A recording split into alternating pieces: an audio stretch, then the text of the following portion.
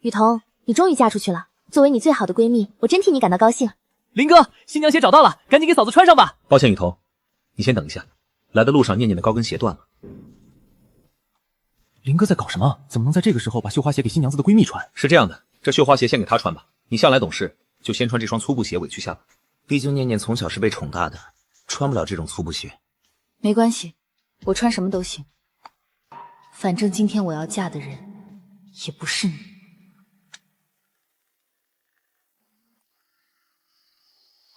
怀川哥，怎么办？我家欠了顾府好几个亿，我爸为此要把我嫁给病入膏肓的顾家老爷子冲喜，那老爷子都90多岁了。别哭了，这样，我让雨桐替你嫁。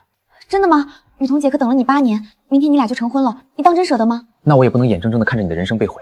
你当年给我捐肾的恩惠，我一直都记着。明天婚礼照常办，我会让接车的司机直接把车拒往顾府。那雨桐姐到了顾府，不就发现了吗？等掀开盖头发现新郎换人时，她都已经进顾家的门了，她没得选。那你跟雨桐姐怎么办？至于雨桐，那顾老爷子寿日无多，等过2年他死了，我不嫌弃他二婚，依然愿意娶她。怀川哥，从今天开始，我才是你真正的妻子啦。我们在一起8年，在他心里什么也不是，连我给他捐的肾，在他心里也一直以为是苏念念捐的。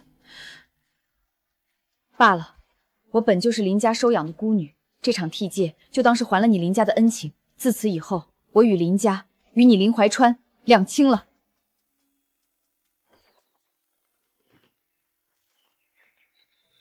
这就是爷爷让我娶来给他冲喜的苏家小姐。新娘子先在这儿歇着，等吉时到了，自有人来接您去正堂行礼拜堂。雨桐姐，我知道你心里肯定怨我，可是你也别怪我，要怪就怪命吧。我爸非逼我嫁顾家老爷子冲喜，我连死的念头都有了。为了帮你看好怀川哥，今天早上我就和他把证领了。他们竟然已经领证了。顾老爷子都90多了，不会真把你怎么样的。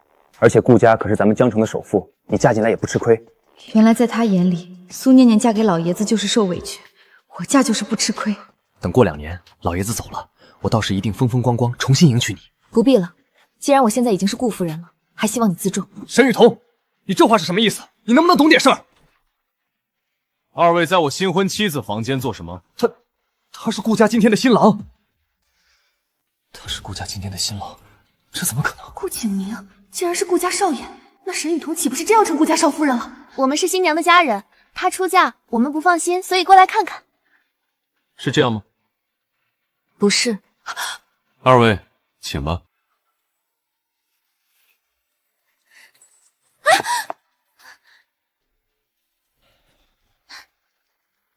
没事吧？新郎不该是顾家老爷子吗？顾老爷子现在病入膏肓，连床都下不来，哪经得起婚礼的折腾？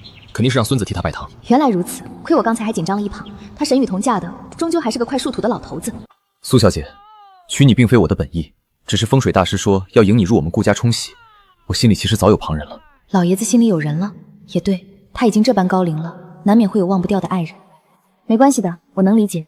我知道让你进我们顾家一定是委屈你了，不过你放心，顾家定会好好待你，该有的体面一样都不会少。6年前他在海边救了我的命，从此我心里便只有他了。只是可惜，这么多年我一直都再没找到过他，只知道他告诉我他叫沈雨桐。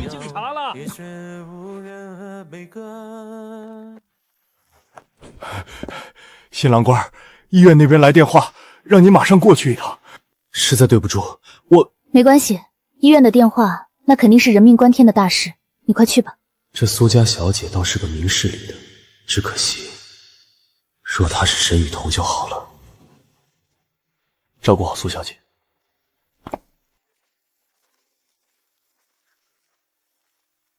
怀川哥，好疼！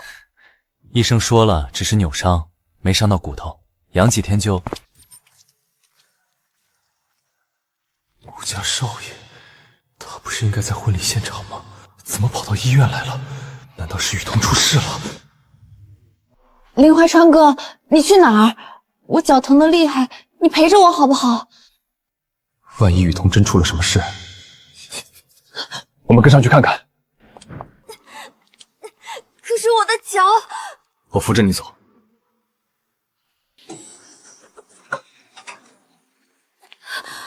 怀川哥，你慢点儿，我的脚真的好疼。顾少，老爷子今天上午又出现了短暂的心律失常，虽然刚刚暂时稳住了。景林，爷爷，我在。新娘子进府了吗？进了，爷爷。苏小姐就在府里等着给您敬茶。好，有孙媳妇了。你是我们顾家的独苗，你得有后。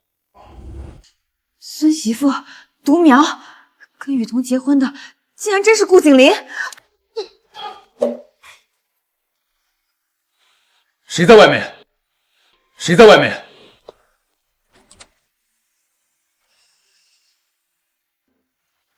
可能是过路人不小心撞倒的吧。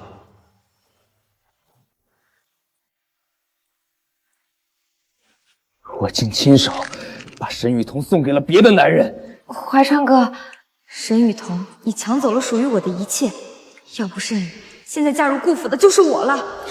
走吧，送你回去。如果没有念念，今天娶雨桐的应该是我。8年的等待，本该是我的新娘。到了。你不上去吗？公司还有事，你先回去好好养伤。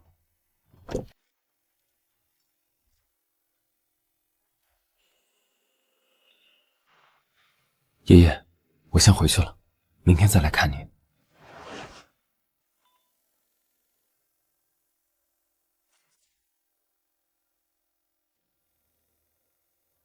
他肯定等很久了吧？12点多了，爷爷病危，他一个人在偏厅等了整晚，没有半句怨言。这苏家小姐是个明事理的，今晚经历了这么多，她应该已经休息了。若我只为完成仪式推门进去，反倒是对她的不尊。一切等明天再说。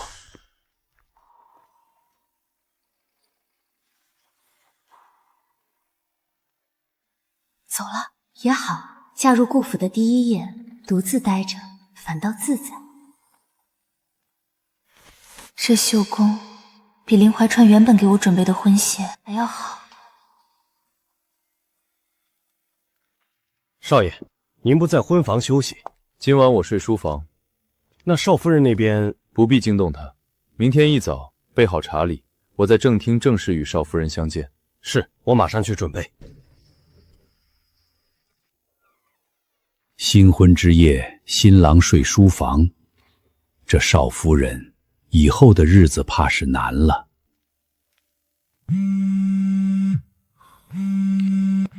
什么事？顾总，新加坡那边的海外收购案出大问题了，对方突然变卦，要求重新谈判核心条款，否则将终止合作。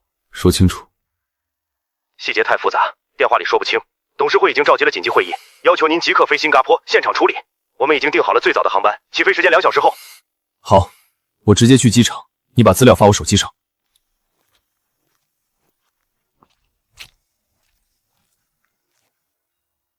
他还没起。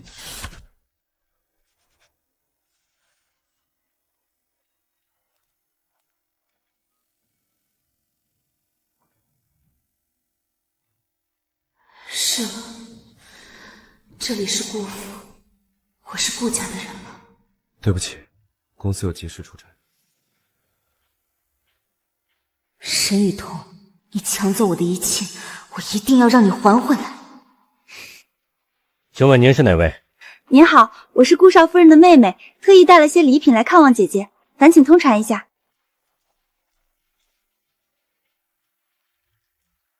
少夫人，门外有位小姐自称是您的妹妹，说要见您。妹妹苏念念，告诉她我不见。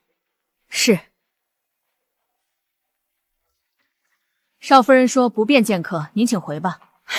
不便见客，你再继续说一遍，就说我有要紧事。少夫人的意思已经说得很清楚了，请不要为难我们。沈雨桐，你凭什么？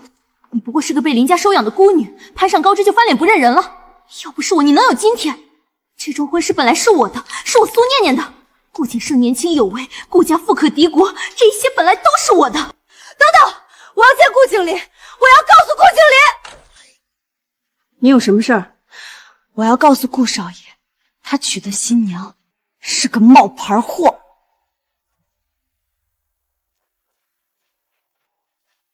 这位小姐，您刚才说的话是什么意思？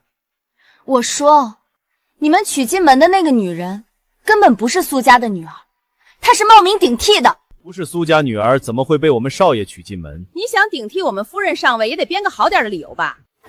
你等见着了少爷，你们就知道谁是真的了。到时候我要把你们全赶出去。少爷一早飞新加坡了，你怕是见不着了。不在，好，那更好，我有的是时间慢慢把这件事捅出来。那就等顾少爷回来，我会再来的。告诉他，他娶的那个女人不叫苏念念。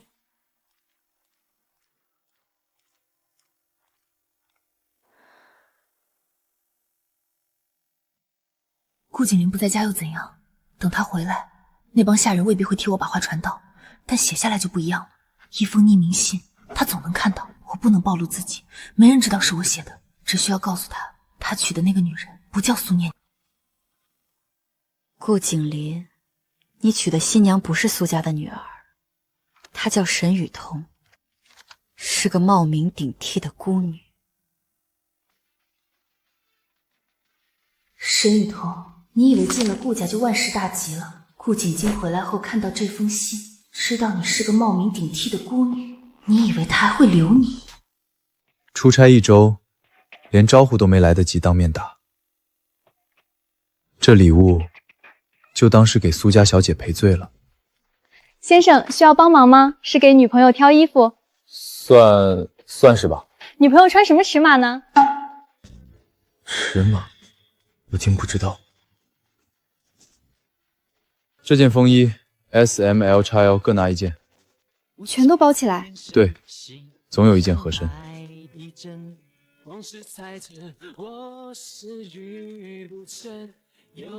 少爷，您吩咐。回去之前，你去办一件事，量一下少夫人的衣服尺码，记下来，以后给她定做衣服用。好的，少爷。少夫人，外面有位姓林的先生求见，他说是您的旧识，带了礼物来探望您。林怀春，让他进来吧。沈雨桐，林先生，有事吗？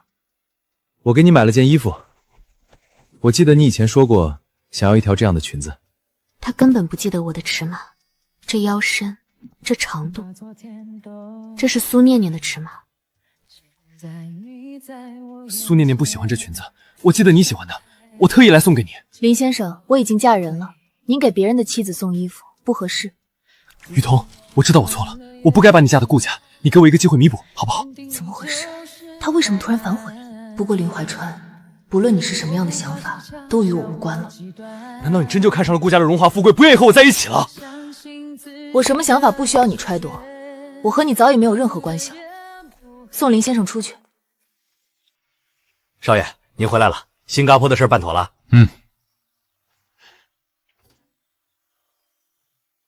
这封，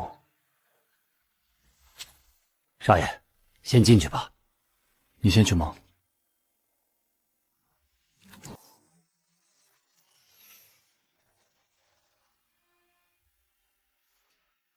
算了，字写成那样，多半是哪家小孩的恶作剧。少爷，新加坡那边都处理妥当了。少夫人这几日可好？少夫人一切安好，只是什么？前2日有个姓林的先生上门，说是少夫人的旧识，少夫人见了他，不过没说几句话就把人打发走了。知道了，把东西送到婚房去。是。少爷怎么不问那姓林的是什么人？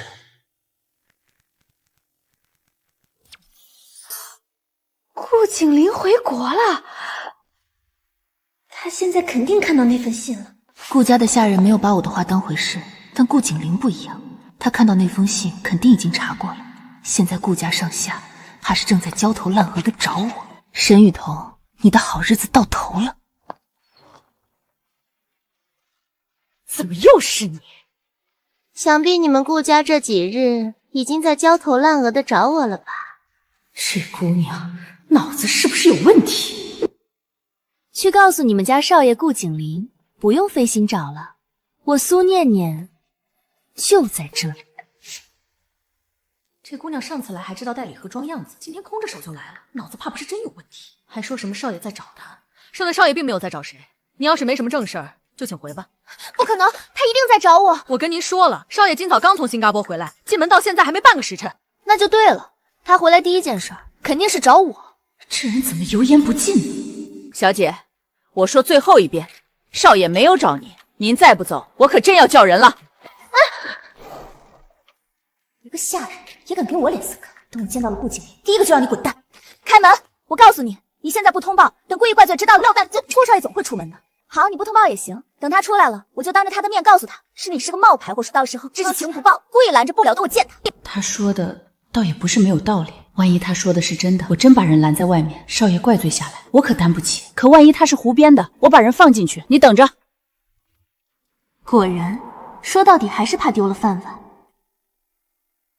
少爷，外面有位小姐求见。谁？她说她叫苏念念，是苏家的女儿，还说什么您一直在找她。苏念念，我娶的不就是苏家的女儿吗？怎么又来一个苏念念？让她进来。少爷，这人上次来过，非说少夫人是冒牌货，您真见她？见。是，她回来了，从新加坡回来，先去了别的地方，还没来过这里。她新婚之夜没有进门，出差1周没有消息，如今回来了，也没有第一时间来见我。但不管怎样，我如今是顾府的少夫人，她给我买了礼物，又替我换了鞋，我不能欠她这份人情。这是林家当年收养我时我身上唯一带着的东西，虽不算贵重，但也是我仅有的能拿得出手的东西了，就当是给她的回礼。看他那副样子，跟进了自己家似的。您在这等着，少爷马上就来。顾景林，你终于要见我了，那封信没白写。啊！你就是苏念念？是，我就是苏念念。顾少爷，那封信您应该已经看过了吧？信？什么信？你有什么事直说。顾少爷，您娶进门的那个女人根本就不是苏家小姐，她叫沈雨桐。你说什么？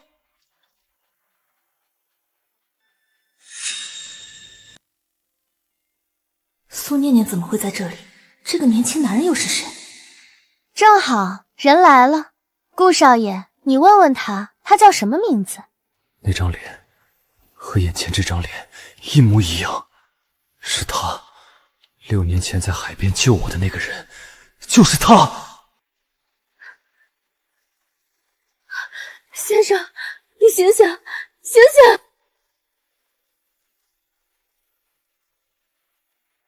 顾老爷子不在吗？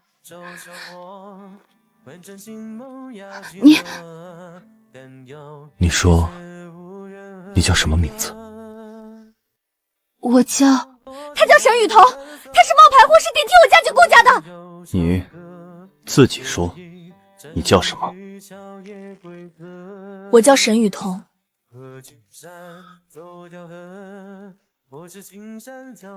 6年前，你在海边救过一个人。他怎么会知道？你怎么？那人就是我，没想到如今竟让我娶到你了。不是老爷子，我的新郎竟然不是老爷子，是顾景林，而且是我6年前救过的那个人。他们竟然认识，这怎么可能？他们认识？不可能，沈雨桐怎么可能认识顾景林？少夫人，您的东西。谢谢。这枚平安扣，当年我在海滩上见过，就挂在你脖子上。还记得，他连这个都记得。顾少爷，就算你们认识又怎么样？她不是你要娶的苏家小姐，她是冒充的。你说完了吗？什么？你要说的话已经说完了，现在，请你离开。你不介意？你娶了一个来历不明的女人，你就不怕？送客。苏小姐，这边请。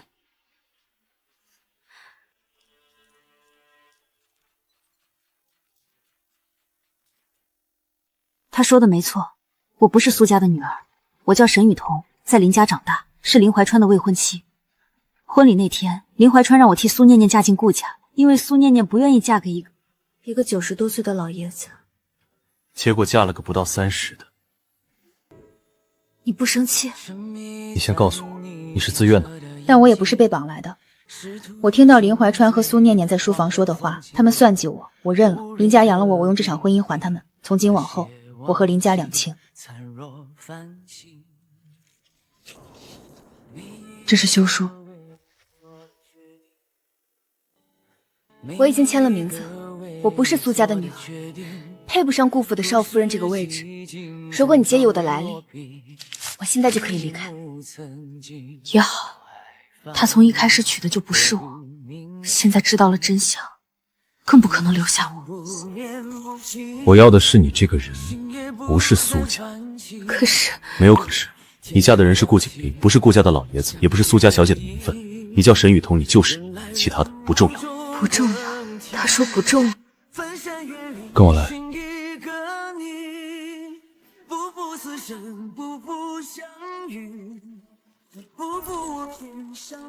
管家，把所有人都叫到前院来。这是要做什么？不知道。少爷的脸色很严肃。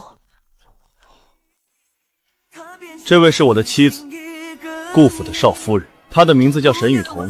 从今往后，任何人不得再议论少夫人的来历，若有违者，即刻逐出顾府。是少爷。走，我带你去看看园子。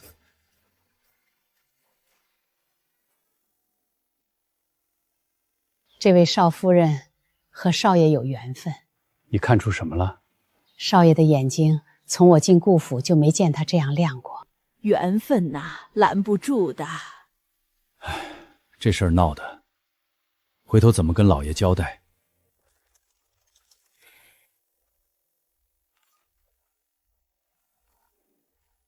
连我的电话都不接了。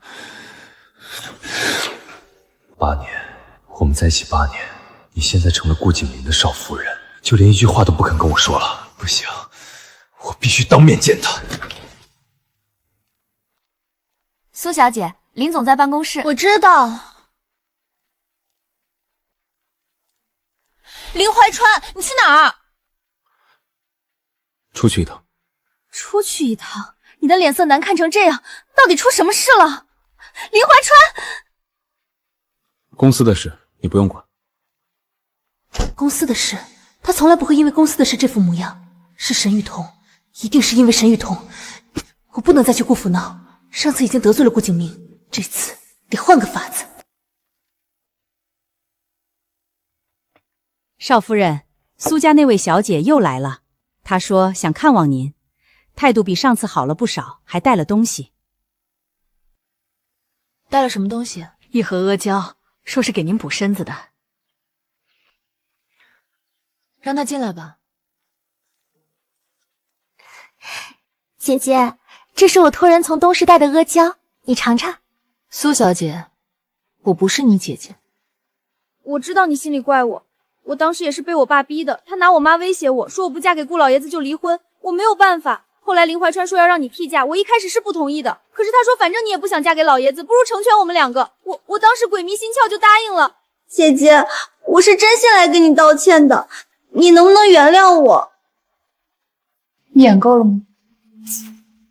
你12岁到林家寄住，我14岁，8年。你以为我不了解你？你来道歉，不是因为你觉得对不起我，是因为你觉得我抢了本该属于你的位置。你我之间没有姐妹情分，从前没，以后更不会。阿胶你带回去，送客。苏小姐，请。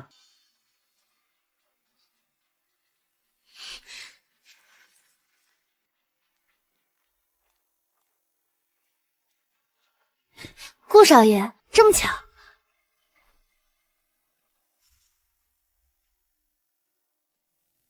连正眼都不看我。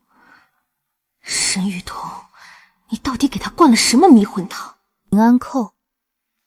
他当时说6年前在海滩上见过他，就挂在我脖子上。他怎么记得那么清楚？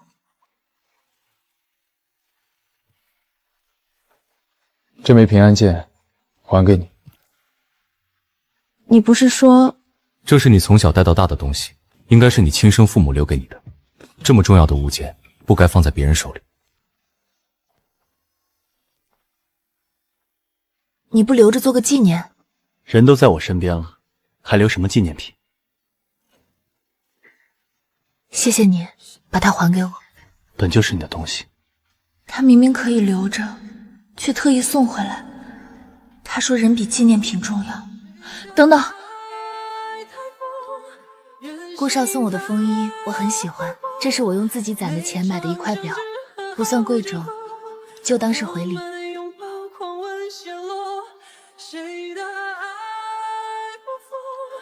我会每天戴。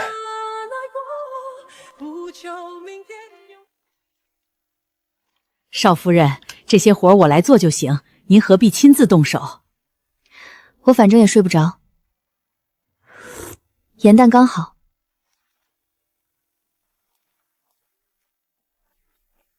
进来。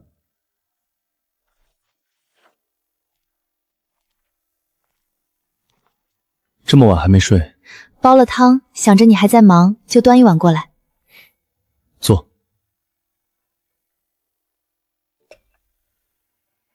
这些年，你在林家过得好吗？不算好，也不算坏。林家收养我，给了我吃穿和住处，这份恩情我记着。那林怀川呢？我和他在一起8年，从16岁到24岁，我以为我会嫁给他。那场婚礼，我等了8年。婚礼那天早上，他让我穿灰布鞋，把绣花鞋穿在苏念念脚上。那一刻我就知道了，8年的等待，在他眼里什么都不是。以后不会了。从今往后，没有人能随意摆布你，这是我说的话，你记着。他的手很暖，很用力，像要把我拉出那个灰蒙蒙的过去。沈雨桐，你出来，我要见你！这位先生，您不能在这里大喊大叫。滚开！让沈雨桐出来！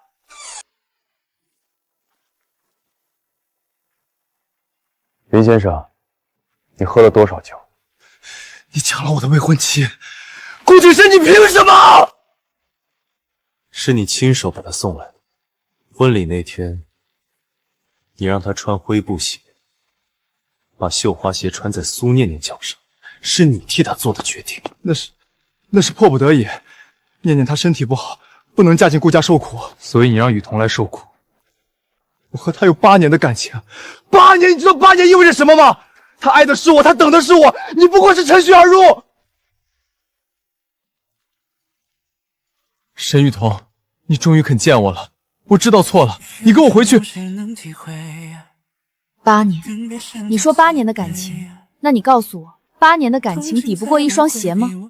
你让我穿灰布鞋的那一刻，8年的情分就已经断了。林怀川，我不是你的退路，我是人，不是你可以随便安排的棋子。关门，以后这个人再来，不必通报。不如早就把我向外推，彻底粉碎。景林，我这次来是想当面问问你，这位到底是哪家的千金？我不是哪家的千金，我是被收养的孤女。景林，你听听，一个来历不明的孤儿也配做顾府的少夫人？我不管你有什么办法，这门亲事必须正正，顾家的门楣不能毁在你手里。叔父，您说完了吗？你这是什么态度？雨桐是我的妻子，谁若再提一个不字，便是与我为敌。叔父也一样。周山，你坐下，先坐下。他说我是他的妻子，而且在他亲叔父面前没有一丝一毫的退让。喂，我马上过去。出什么事儿了？爷爷病情反复，医院来电话了，你跟我一起去。好。顾先生，老爷子暂时稳定了，但情况还不太乐观，年纪大了，各项指标都不稳定，需要有人贴身照顾。景林，这是你娶的媳妇儿？是，爷爷，她叫沈雨桐。爷爷好。孙媳妇好，真俊。他叫我孙媳妇，见我的第一面就认了我。我留下来照顾爷爷。这里有护工。我在林家照顾过林奶奶，我有经验。你明天还要处理公司的事，我留下来。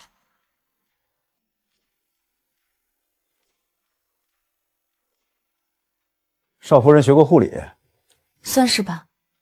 他对这一切太熟练了。他在林家到底照顾过多少人？本季度 GDP 增速达到预期目标，专家表示。不听这个，换一篇。娱乐版，知名影星宣布离婚，原因是就念这个。现在的年轻人结婚离婚跟换衣服似的，不像我跟你奶奶那会儿。爷爷和奶奶是怎么认识的？她呀，是我们镇上布店的女儿。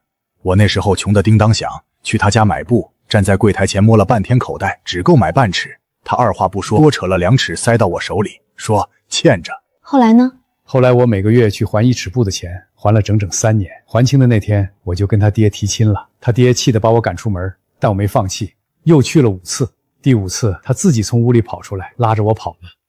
奶奶是个勇敢的人。你也勇敢。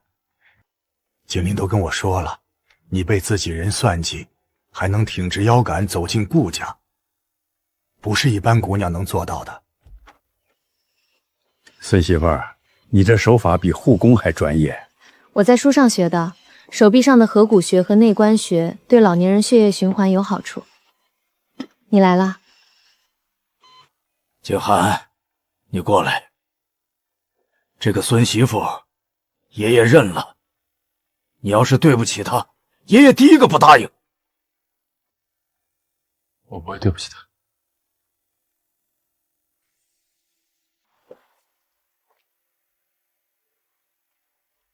这位女士，请问您找谁？我找沈雨桐，我是她养母。雨桐，妈可算见到你了。您怎么来了？你这日子过得挺好，顾家果然是大户人家。可你怀川哥这些天过的是什么日子啊？茶饭不思，人都瘦了一圈，公司也出了事，他是真的后悔了。雨桐，你回去看看他吧，就一眼，哪怕就一眼。他好歹和你在一起8年，你就当可怜可怜他。妈，我和林家已经没有关系了。没有关系？你翅膀硬了是不是？林家养了你这些年，供你吃穿，供你读书，你现在攀了高枝就说没关系了？没有林家，你早就在孤儿院里饿死了。你这条命是林家给的，你说没关系就没关系了？忘恩负义的东西！您说的对，林家养了我，这份恩情我记着。这是我这几年攒下的钱，一共28万，连本带利还给林家。密码是林怀川的生日。哼，20年的养育之恩，28万，两清了。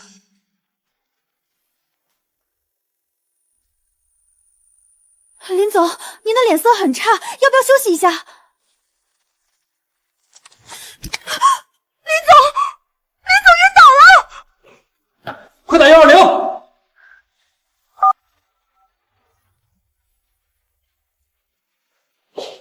血肌酐和尿素含严重超标，肾脏功能出现急性恶化。病人之前有肾病史吗？急诊信息表上是空白的，家属还没到。通知肾内科会诊。另外，尽快联系家属。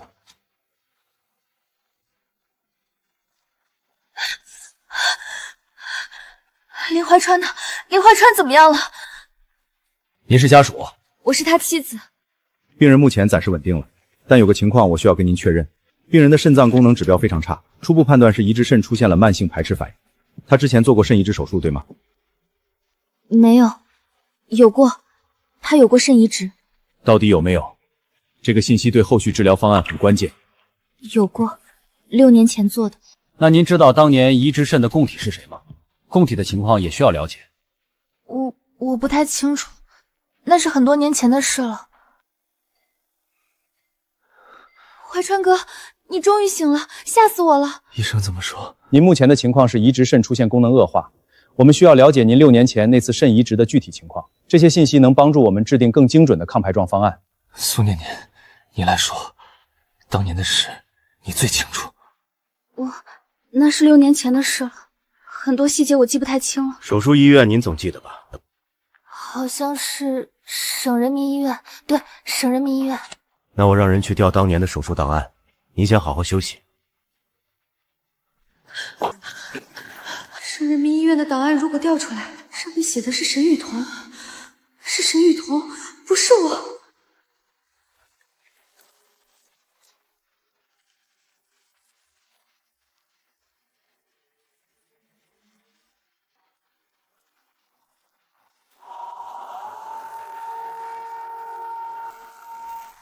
至少家里这份档案不能让他们发现。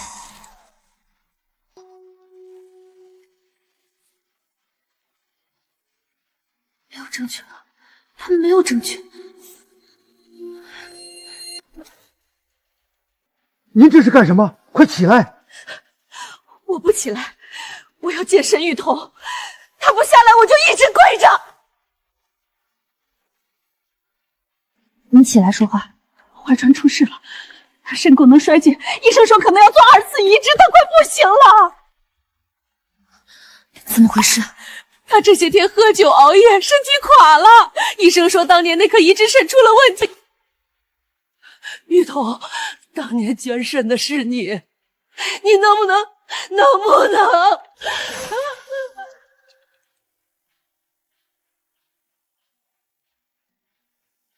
他听到了。他从没问过我捐肾的事，现在他全都听到了。顾少爷，我不是来闹事的，我只是……带这位女士去偏厅喝茶，您先休息，我和雨桐谈完，给您答复。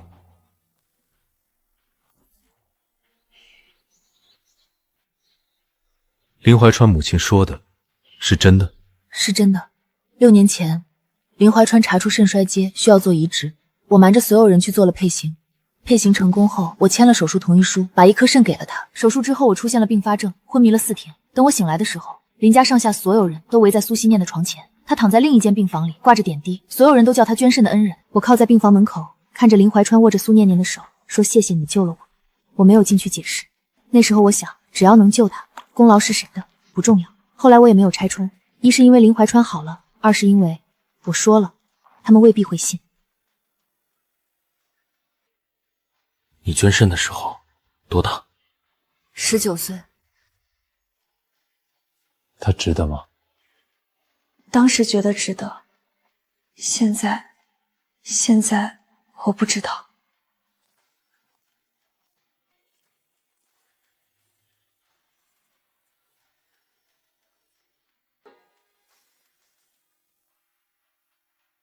秀兰，你说的是真的？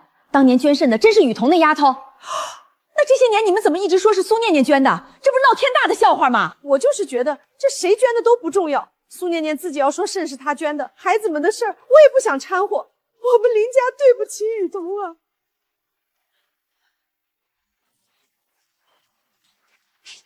林怀川，你妈刚跟我们说了一个事儿，你听了别激动。什么事儿？你妈今天去找沈雨桐了。我们今天才知道，当初给你捐肾的人是沈雨桐，不是苏念念。你说什么？捐肾的是沈雨桐，是沈雨桐啊！医生，我要看当年的手术记录。林先生，您的家属已经现在就要看，我要看供体签字那一页。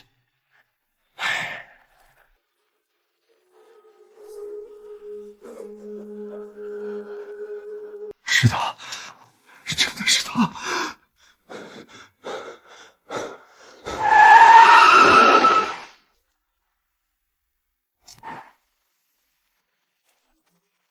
雨桐，雨桐，雨桐，你出来！雨桐，我求你出来！你不在医院，来这里做什么？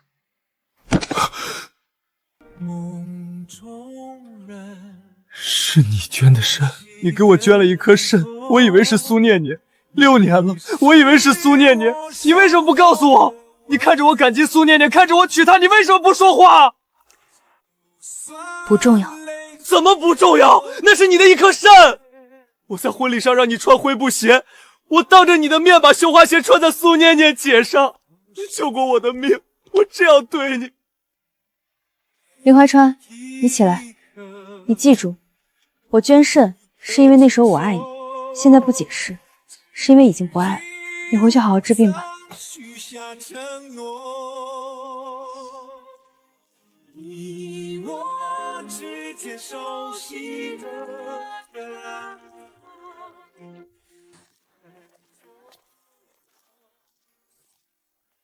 他还在外面跪着。他会起来，你做的够多了，剩下的该他自己受着。他没有问我为什么心软，也没有替我决定要不要原谅，他只是站在我身后，让我自己面对，然后带我回来。我买了你爱吃的水。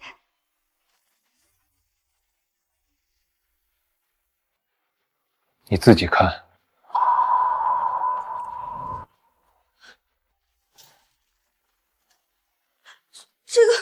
这个是搞错了。搞错了。省人民医院的电子档案上面有沈雨桐的签名，有他的身份证号，有他的血型和配型数据。你告诉我哪里搞错了？是你自己误会了，我从来没有说过是我捐的。你有说过，6年前我醒了，我问你是不是你救了我，你当时点头。你站在那里，当着所有人的面点了头。我那是没有办法，我太爱你了，我怕你知道了是沈雨桐捐的肾，就会觉得亏欠他，我不想让你有负担。你不想让我有负担，所以你让我把你当成救命恩人，让我对你感恩戴德，让我为了报恩娶你。你是爱我还是爱林家少奶奶的位置，你自己心里清楚。不是这样。出去。出去！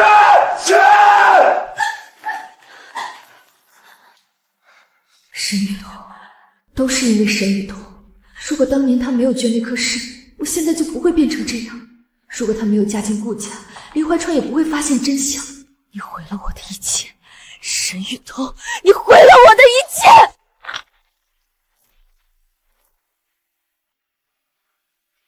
苏小姐专程登门，有什么指教？顾叔叔，我有一件事要告诉您，关于您的侄媳妇儿沈雨桐。哦，沈雨桐不仅是一个来历不明的孤女，她6年前曾为一个男人捐了一颗肾，她只有一颗肾，身体不健全。你说清楚。沈雨桐在嫁给顾景林之前，有一个在一起8年的未婚夫叫林怀川。6年前林怀川肾衰竭，沈雨桐捐了一颗肾给您，随时可以去查。顾叔叔，一个身体有残缺的女人，怎么配做顾府的少夫人？怎么为顾家延续香火？苏小姐，你说的这些有证据吗？林家那边的亲戚都知道，您一问便知。苏小姐，谢谢你的消息，这事儿我知道了。顾叔叔，我只是不想看到顾家蒙蒙在鼓里，您是一家之主，理应知情。去，给我大哥家的几个长辈打电话，就说我有要事相商。你们听听，一个孤儿身子还不完整，少了一颗肾，这种女人进了顾家的门，日后怎么生养，怎么传宗接代？还有这事儿？崇山，你可查清楚了？千真万确，省人民医院有档案，捐肾的对象是他以前的未婚夫，一个还没进门就和别的男人扯不清的女人，留在顾家就是祸害。听说了没有？男主管家那边传出来的，说少夫人身体不健全，少了一颗肾。谁说的？顾家几位老太爷都知道了，说她以前还跟别的男人有过一段，那颗肾就是给那个男人捐的。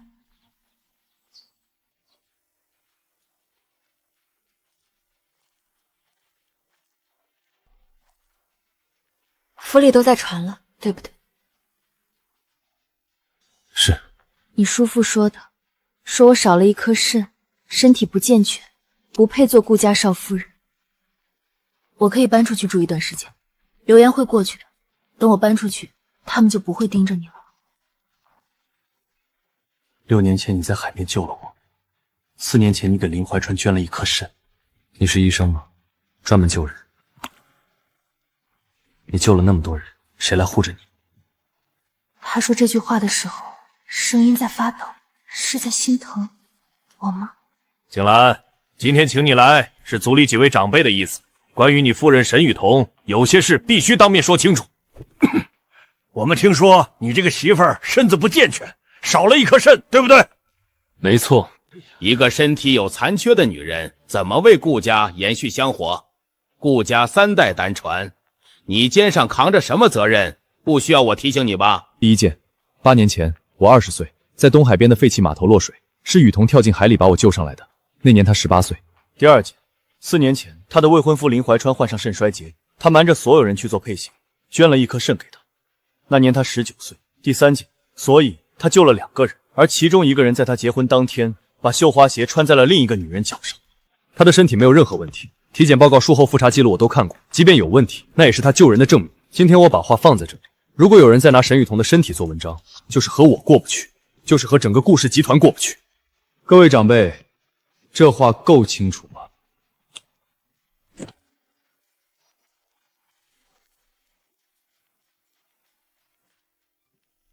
你在祠堂里说的那些话，怎么了？18岁那年我在海边救了你，19岁那年我捐了1颗肾。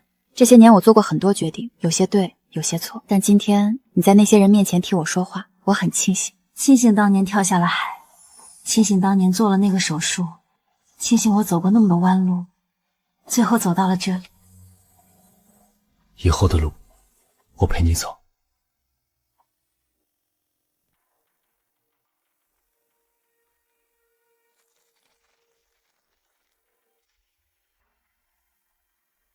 爸，盛华集团是不是顾氏在海外的竞争对手？对，沈家那小子一直想吞掉顾氏在东南亚的份额。你问这个做什么？帮我约他，就说我有他想要的东西。苏小姐，你父亲说你有重要的事要跟我谈。我有顾家的内部信息。什么信息？顾崇山对顾景洛这个侄子不满已久，顾家几个长辈都在质疑顾景洛娶了一个来历不明的孤女。顾氏内部不是铁板一块，这些都是家庭八卦，不是商业情报。顾景林最近在忙什么项目？南城那块地皮，顾氏投入了17个亿，对吗？那块地的周边配套审批流程，是谁在经手？你继续说。顾府上下的用人安排，顾景林的出差规律，顾崇山对他的不满程度，条件我是都可以告诉你。说。我要顾景林后悔娶了现在的妻子。苏小姐，合作愉快。南城项目的土地产权出了问题，顾总，那块地皮的原所权人有3个，其中1个是海外信托基金代持的，我们拿下的是2个所有权人的份额，第3个没解决。法务怎么说？法务说，如果第3个所有权人不签字，我们的项目许可证会在30天内被冻结。银行那边也打来电话了，他们听说了产权纠纷的事，要求我们提前偿还部分贷款，资金缺口大概4个亿。通知法务部今晚加班，给我订最早一班飞南城的机票。是。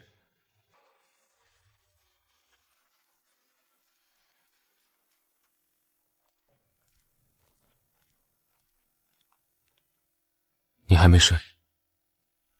你3天没好好吃饭了。南城的项目出了点问题，文件我帮你分类归好，紧要的放左边，常规的放右边。你会做这个？在林家的时候，林怀川处理公务，我帮不上别的忙，就帮他整理文件。这些你看完，我再帮你收。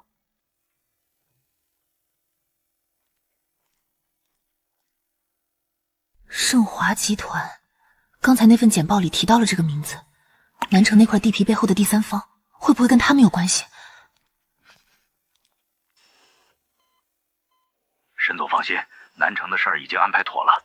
顾氏那边的法务还没查到我们头上。南城，沈总，顾氏。你等一下，我今天在医院照顾爷爷的时候，听到隔壁病房有人打电话，他说沈总，南城的事已经安排妥了，顾氏的法务还没查到我们头上。隔壁病人的床头卡上写着名字陈伟民。陈伟民，他是沈毅的法务顾问。你确定是他？我查过他的床头卡，手边没有笔，我用手机拍了一张，模糊了点，但名字能看清。我去书房打电话，你这条线索帮了大忙。查到了，盛华集团在南城项目上做了手脚。陈伟民承认了，他愿意出面作证。沈毅通过他安排了第3方的产权纠纷，可以收网了。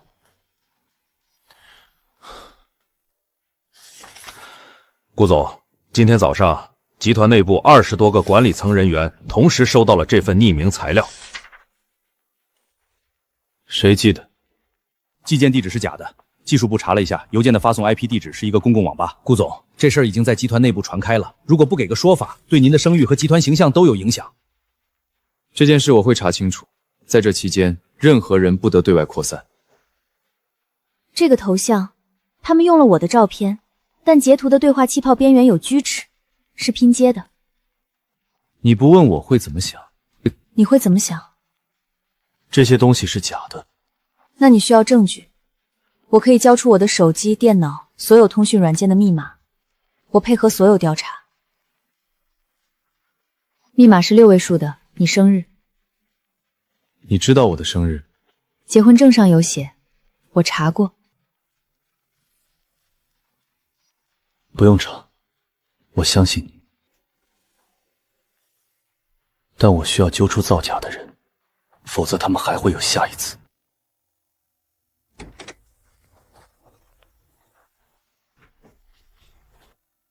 你找我，有人伪造了这些东西，说沈雨桐婚后和你有染。胡扯！沈雨桐她婚后根本就不搭理我了。这些聊天记录，这个日期，我在医院躺着，我的住院记录可以查。我需要你出面作证。好，但我想，我应该知道这件事是谁干的。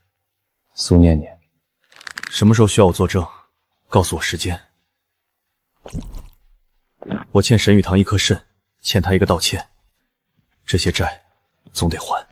我和沈雨桐婚后从未私下见过面，匿名材料里的聊天记录是伪造的，照片是借位拍摄的。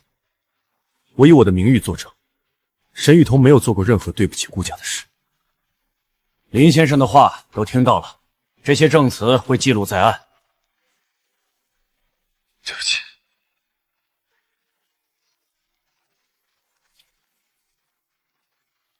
林怀川出面作证了，顾家那边已经认定材料是伪造的。林怀川，你连最后一次机会都不给我！你们都向着他。好，那我也不用再留任何情面了。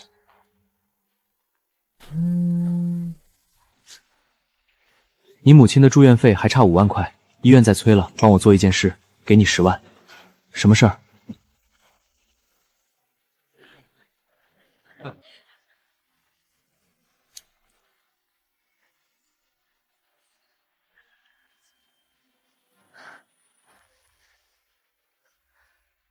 青莲，我头有点晕。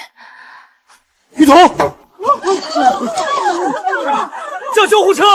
所有人都留在原地，一个都不许走！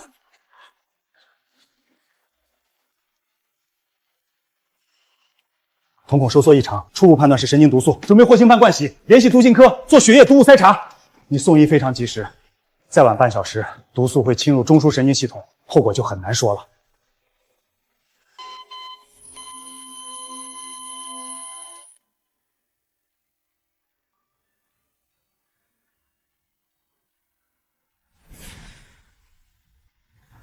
你醒了？我睡了多久？一整天。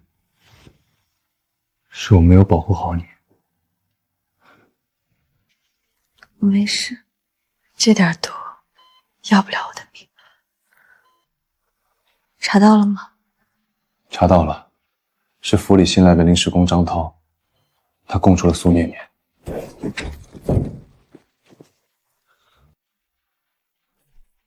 人跑了，嫌疑人不在住所，已逃逸，需要发布通缉令。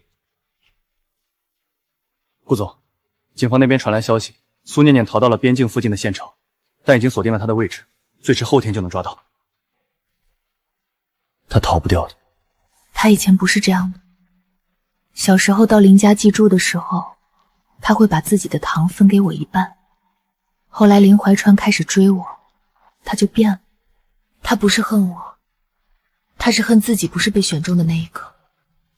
他的选择不是你的错。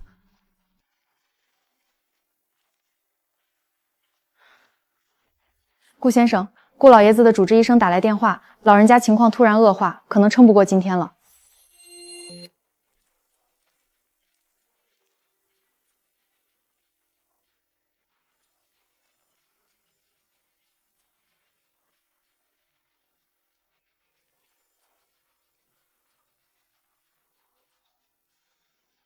好过日子。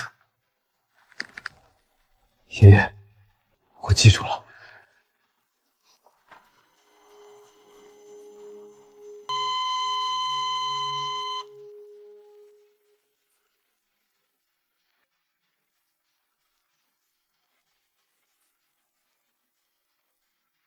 我小时候父母就走了，爷爷把我带大，现在爷爷也走了。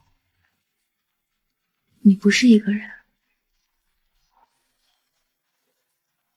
你还有我。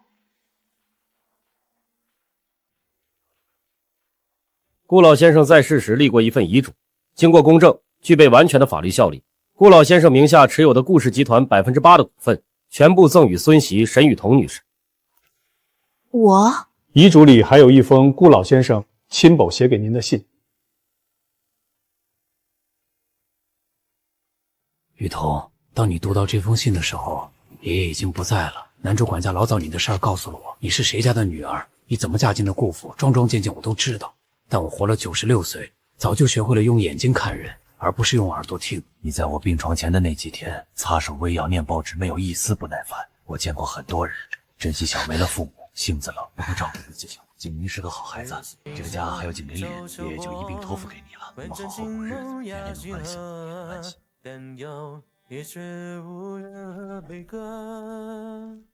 怎么了？爷爷把他名下的股份给了我，他说他早就知道我是谁，他说他信我，他还说让我照顾。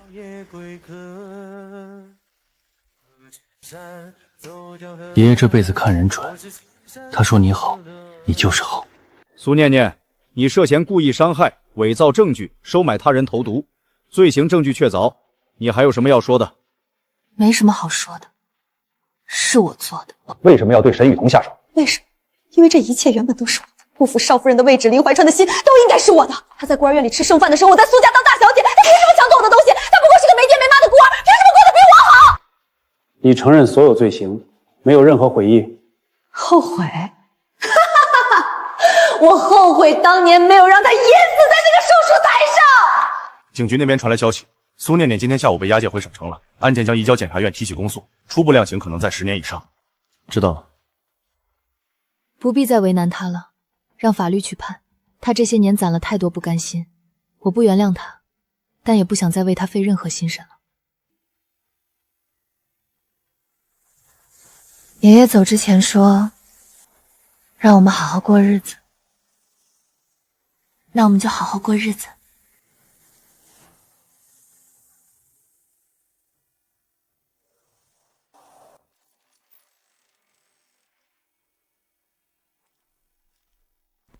看什么？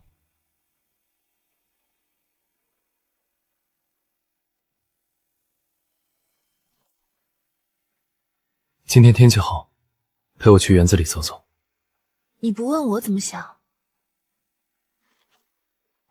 你怎么想？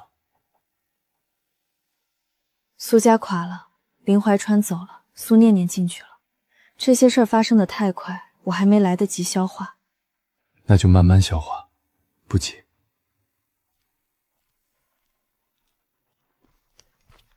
少夫人，今天的报纸送到了，上面登了林家的消息。他离开江城了，听说是今天早上的火车，具体去了哪里，没人知道。希望他能过好自己的日子。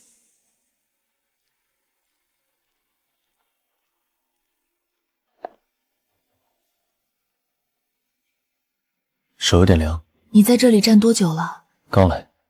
他说刚来，可他的手心是明显没比我暖多少。在尘封里站久了，不会是这个温度。麻烦把这个交给你们少夫人，是林怀川先生托我转交的。林怀川先生本人呢？他今天早上已经离开江城了。他说这封信不用回。沈雨桐，当你看到这封信的时候，我已经在火车上，去哪里不重要，重要的是我终于能静下心来，把这些年欠你的话写下来，让我反复想起6年前的事。我站苏联的病房，握着他的手，对他说谢谢。你就在隔壁，隔着一堵墙，我却没有走过去。有些错一旦犯了，就是一辈子。我不奢求你的原谅，也没资格奢求，我只希望你幸福。对不起，我错过了太多。没有回信的必要了。他在信里告别了过去的自己。我也该告别过去的我。相信自己的直觉，顽固的人不很累，爱什么我不确。想不想出去走走？去哪里？五度蜜月。你想去哪里，我们就去哪里。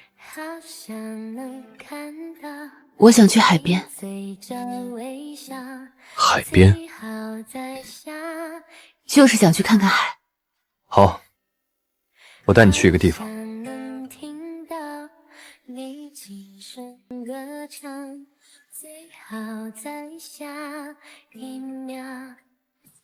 到了。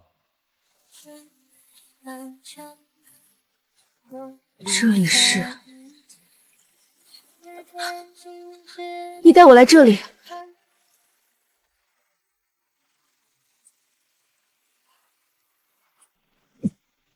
6年前，你把我从这片海里拖上来。我在沙滩上醒过来的时候，手里攥着这枚平安锭，应该是你在救我时挣断的。我醒了以后，你已经走了。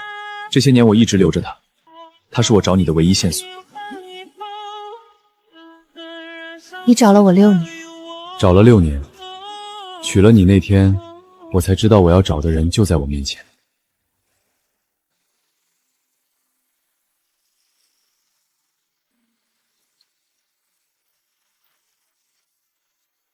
怎么了？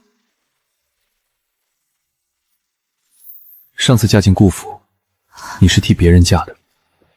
你穿灰布鞋做偏门的花轿，连拜堂都没拜完。这一次，不是替嫁，不是冲喜，不是报恩，我以顾景清自己的名义向你求婚。你嫁进顾家那天，我以为我娶的是一个陌生人，现在我站在这里，知道自己娶的是这世上唯一能让我动心的人。沈雨桐，你愿意嫁给我吗？我愿意。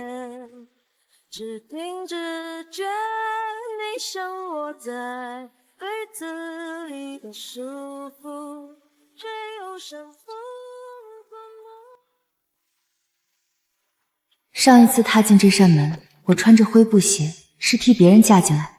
这一次，我是以女主人的身份走进来。少爷、少夫人，一路辛苦了。男主管家，晚些时候把这几天的府里账目送到书房，还有园子里那几棵石榴树，该修剪枝条了。是，少夫人。少夫人变了不少。少夫人，您连修剪石榴树都懂。以前在林家后院也种了一棵石榴树，林奶奶教过我，石榴树要通风透光，果子才甜。少夫人，您进府这几个月，府里上上下下都看在眼里。您照顾老爷子那阵子，端茶倒水、擦身子，比亲孙女那些乱七八糟的事儿，您一句没抱怨过，我们都服您。服不服不重要，重要的是以后这个家咱们一起打理，日子过好了，比什么都强。是，少夫人。账目看完了？看完了，上个月的支出比前月多了2成，主要是宴请和人情往来。下周开始我拟一个预算。顾氏那边呢？南城项目重新启动，银行贷款延期获批。盛华集团因为上次的事吃了官司，市场份额掉了一半，危机过去了。那就好，你忙你的，我在这陪你。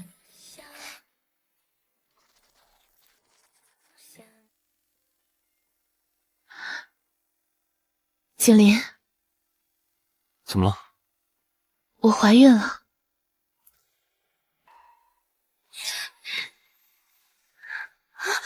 帮我下来，你撞晕我了。头晕吗？哪里不舒服？要不要躺下？你饿不饿？我很好，你太紧张了。我要当爸爸了。是，你要当爸爸了。少爷，有什么好事？把府里的人都叫到前厅了。少夫人有了身孕，从今天起，府里的饮食起居都要以少夫人的健康为先。厨房的菜单由少夫人亲自过目，后园的施工全部暂停，以免吵到她休息。老爷子在天有灵，一定会高兴的。这是我和你妈妈之间最珍贵的东西，以后她会护着你，就像当年你妈妈护着我一样。等孩子出生了，让她认这枚平安锭当干妈。好。少爷，您坐一会儿吧，已经站了3个小时了。顾先生，母子平安，您可以进来了。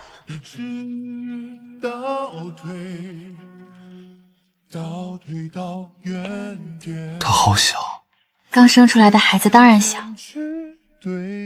我能抱吗？他长得像你。眼睛还没睁开呢，你怎么看出来的？就是像。景林，你还记得我嫁进顾府那天吗？记得，你穿了一双灰布鞋，站在门口不肯抬头。那时候我以为我的人生已经走到尽头了，没想到那竟是一个全新的开始。谢谢你，在我以为世界抛弃我的时候，选择了我。是你先选择了我。6年前在海边，你选择救一个陌生人，那就是一切的开始。爸爸，它飞起来了！现在放长一点，手举高。摔到没有？没有，妈妈风筝飞得好高好高。这是你妈妈最珍贵的东西，以后她会护着你，就像当年你妈妈护着我一样。妈妈，这个东西是从哪里来的？是很久以前，妈妈在海边救了一个人，那个人后来成了你爸爸，这是他留给妈妈的唯一线索。我说好了。我从没想过，被抛弃的人也能拥有这样的幸福。你不是被抛弃，你是被命运送到我身边。